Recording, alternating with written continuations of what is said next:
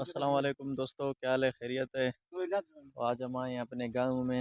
آپ لوگ دیکھ سکتے ہیں یہ گاؤں ہے. یہ سارے جو زمین ہے نا غیر آباد ہے، بنجر ہے. تو ابھی میرے ساتھ حافظ محمد وسیم بھی یہاں پر ہے. تو ابھی انشاءاللہ آج ہم آپ کو ایک نعت سنائیں گے. پہلے حافظ صاحب شروع کریں نعت.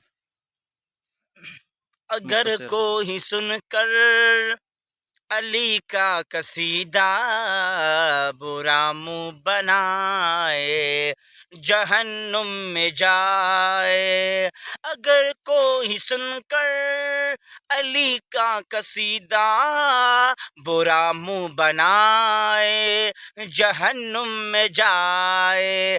اگر کوئی حیدر اگر نام حیدر سے چہرہ کسی کا بگڑتا بھی جائے جہنم میں جائے. اور اس کے کٹ پر اگر کوئی سن کر صحابہ کی باتیں محبت دکھائے وہ جنت میں جائے.